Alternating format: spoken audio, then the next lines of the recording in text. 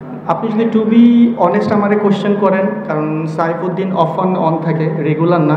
তারপরে দেখা যাচ্ছে যে যেদিনকার ব্যাটাররা ভালো করে সেদিনরা টেলরা ব্যাটিং পায় না। তো ইন্টারন্যাশনাল ম্যাচে দেখা যাচ্ছে টেলদের অনেক দিন পরে পরে ব্যাটিং করতে হয়। যদি আমরা উপর থেকে অনেক ক্লাবস করি সেক্ষেত্রে হয়তো বা তাদেরকে আগায় নামতে হয়।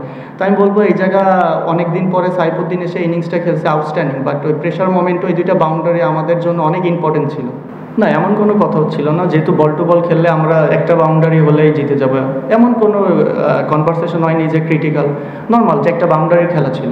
মেবি লাস্ট 5 ওভারে 33 রানের মতো লাগতো, সেখান থেকে এই সিচুয়েশনটা ক্রিয়েট হয়েছিল। মানে আপনি ব্যাটিং আসবেন এটা কি এক্সপেক্ট করেছিলেন, নাকি ভাবছিলেন যে তারাই শেষ করে দিয়ে আসবে?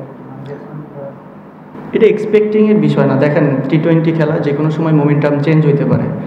ওরা যেমন 6 ওভারে 80 রান করে 1 উইকেট ছিল, পরে ওরা অত রান করতে পারে নাই, বাট ক্রিকেট এমন এনিথিং ক্যান। তো সবাই প্রিপেয়ার্ড থাকাটা খুব ইম্পর্টেন্ট আমার কাছে মনে হয়। অ্যাডজাস্টমেন্ট আছে গিয়ে দেখেন, পাওয়ার প্লেতে দুইটা রাইট হ্যান্ডই আমার জন্য তো একটু চ্যালেঞ্জিং, যেহেতু ওরা রুম করে খেলতেছিল, বাট মানে আমার মাইন্ড নিয়েই খেলতেছিল তারা।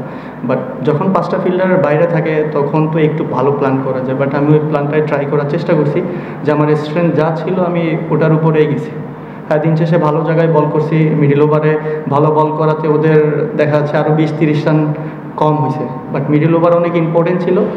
বেসিক্যালি যদি আপনি বলেন যে পাওয়ার প্লে ওরা যেভাবে ইউজ করছে, আসলে যে কোনো টিমের জন্য এটা মানে শুধু মানে ভালো স্টার্ট বলবো না, অসম বলা যায় ক্ষেত্রে, কারণ 6 ওভারে অলমোস্ট 80 রান বা সামথিং।